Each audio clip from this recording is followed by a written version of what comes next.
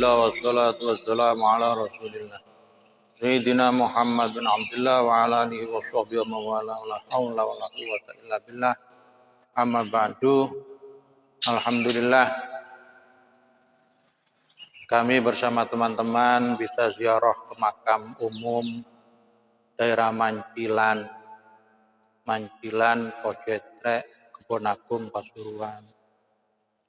Kami bertujuan tidak lain tujuan kami untuk menceritakan para aulia-aulia, para ulama-ulama yang telah berjuang untuk li'ila'i kalimatillah, untuk menyebarkan agama Islam, untuk membebaskan kita semua dari cengkraman penjajahan Belanda. Tentunya kami mungkin dalam menceritakan beliau-beliau, kami tidak sempat untuk menulis.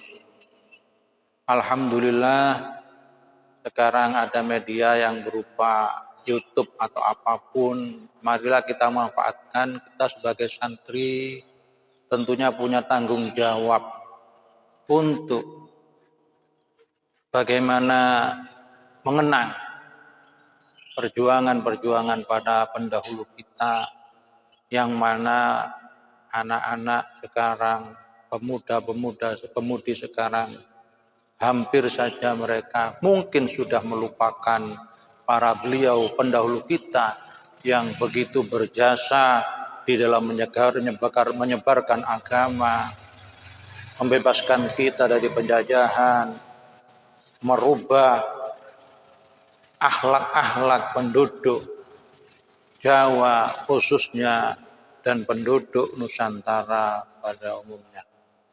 Ini di depan kami ini adalah makam daripada leluhur guru kami, Kiai Miftah.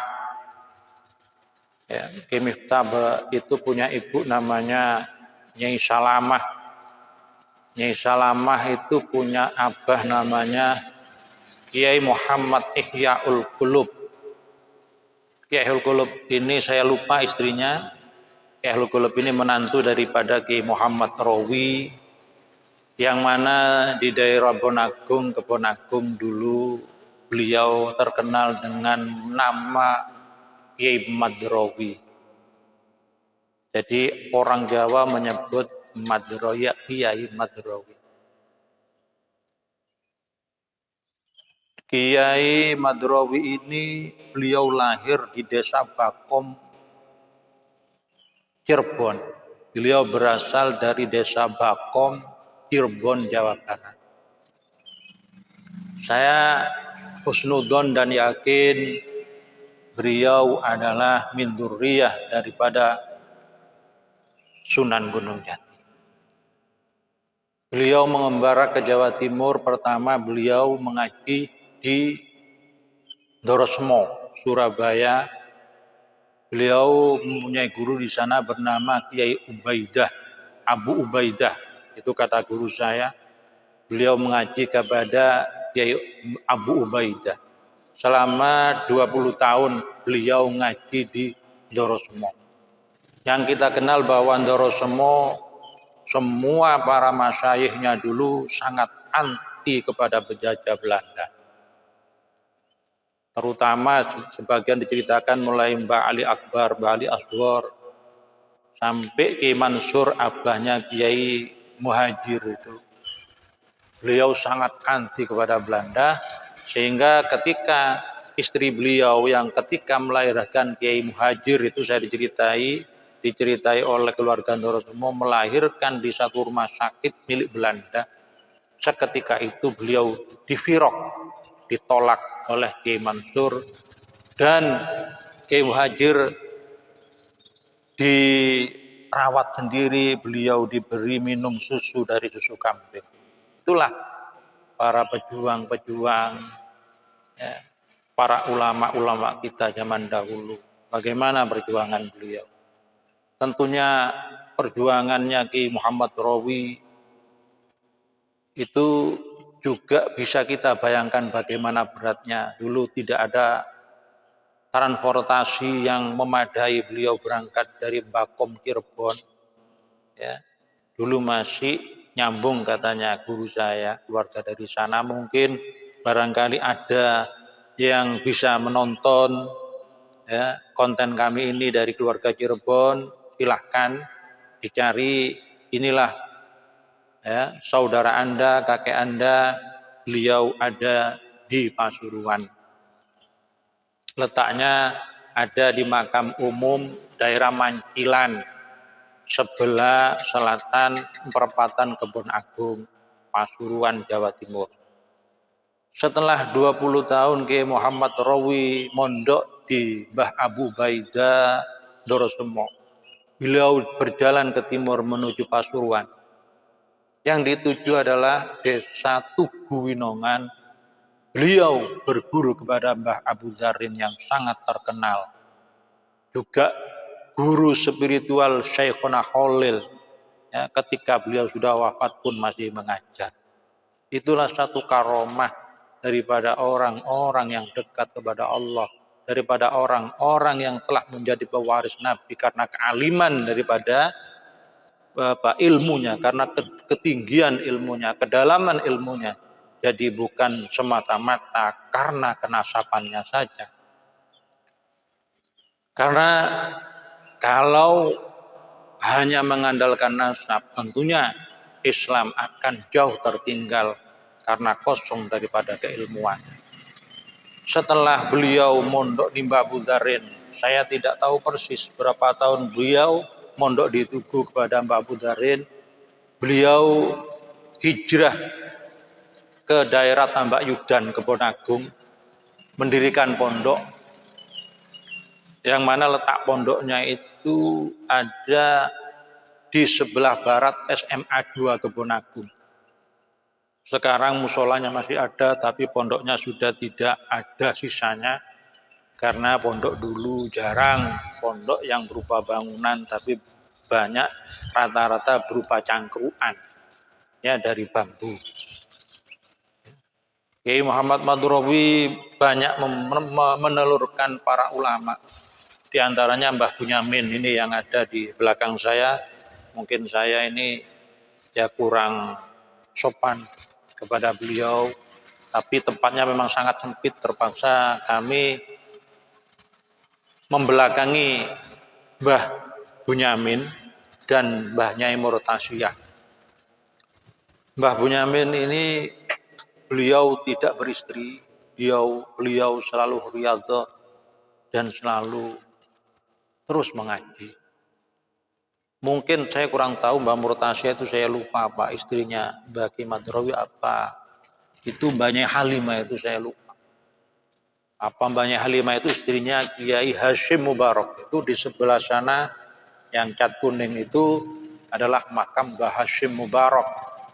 Beliau juga santri daripada Kiai Muhammad Rawi. Beliau datang dari Tuban. Beliau berasal dari Tuban.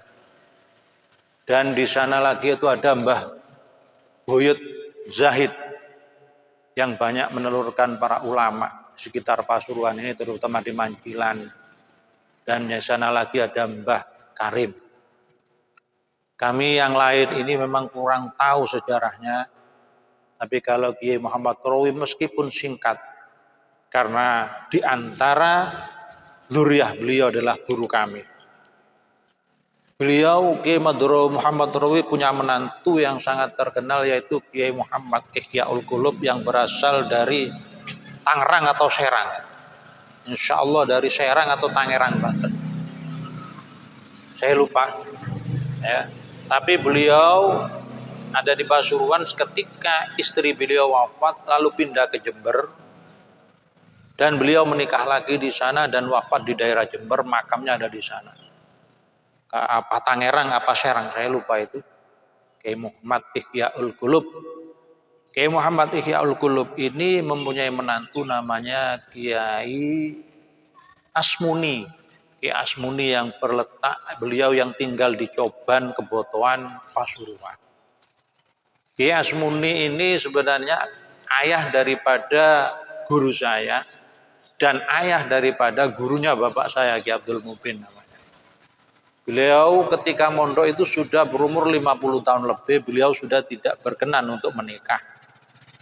Tapi ketika Kiai Muhammad Ihyaul Qulub, mungkin juga masih ada Kiai Muhammad Rawi, itu beliau sangat tertarik dengan santrinya ini, lalu diperjodohkan dengan putri daripada Kiai Ihyaul Qulub yang namanya Nyai Salamah.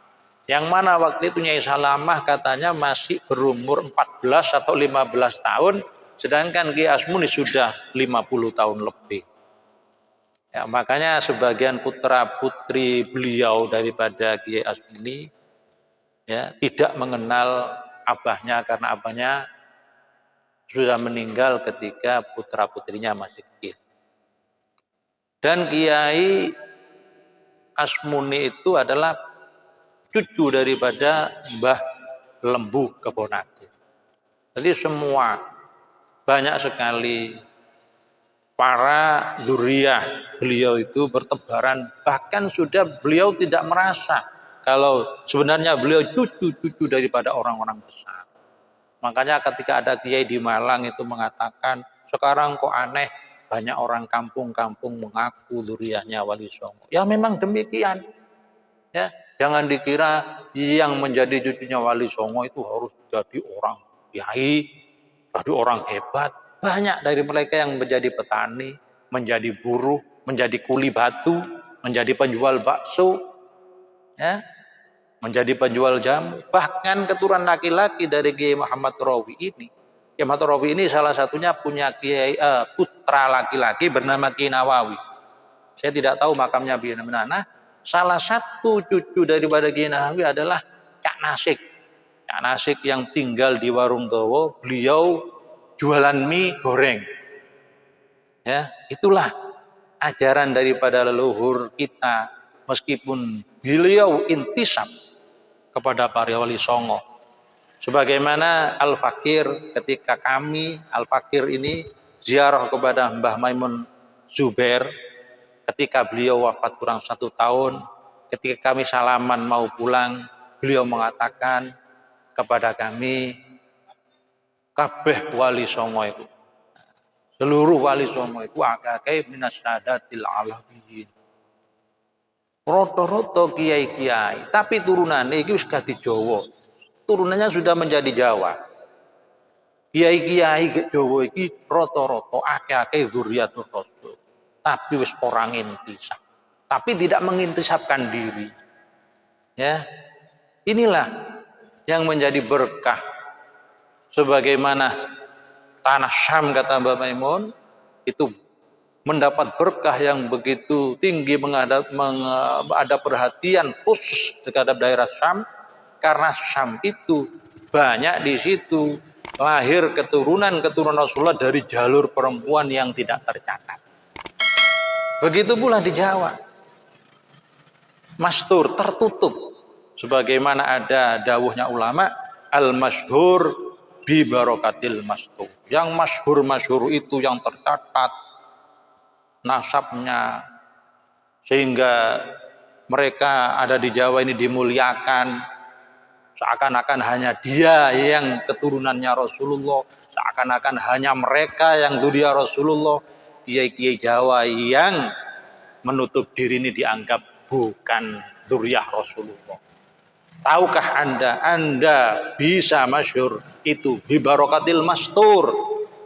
Mereka itu bisa masyhur karena apa? Keturunan dari Wali Songo, barokahnya keturunan Songo yang menutup diri. Sehingga siapapun yang mencintai keturunan Wali Songo itu tidak dianggap muhibbin, orang yang cinta kepada zuriat Rasul. Orang yang membenci kepada kiai-kiai zuriat Wali Songo itu tidak dianggap membenci zuriat Rasul. Itu lebih sangat bahaya. Lebih sangat bahaya. Ya.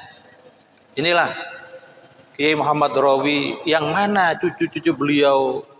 Ya, ada yang jadi kiai punya pondok, ada yang menjadi orang biasa, dia jualan mie goreng atau apa. Beliau pun, mereka cucu-cucu beliau tidak pernah menceritakan kakek-kakeknya yang begitu agung.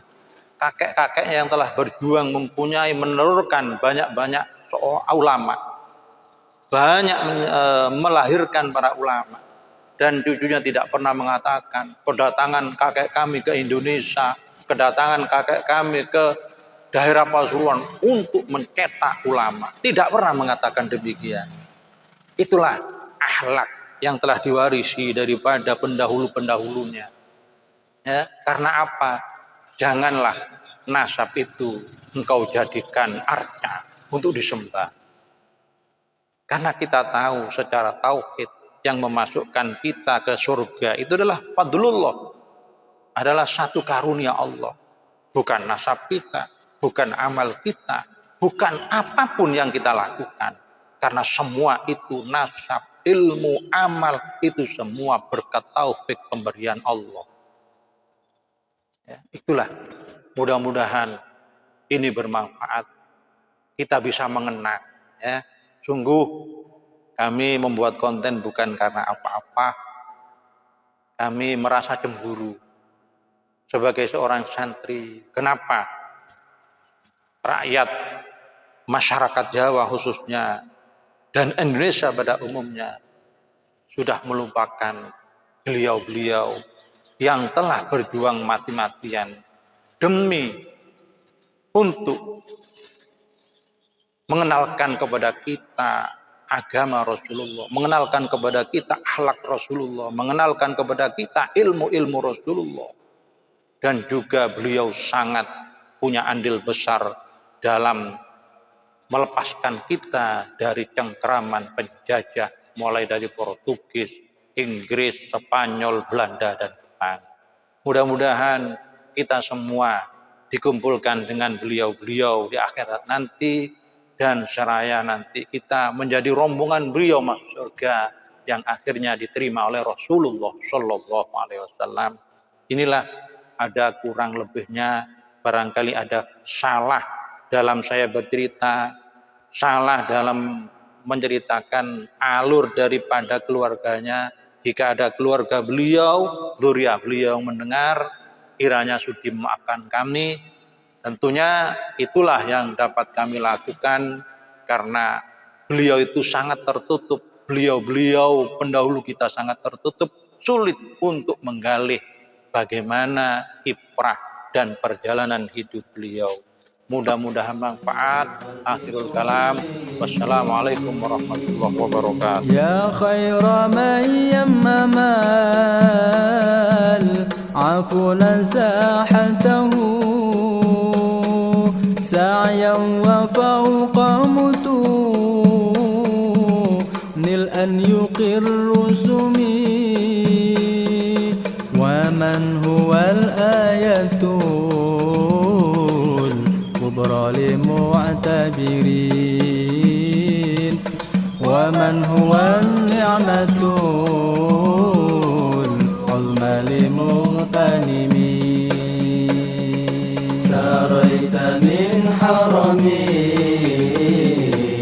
laylan ila harami kama saral badru fi dajin minal dhulami wa binta tarqa ila annilta manzilatan min qabi qausaini lam tudrak wa lam turami muqaddaman ka jami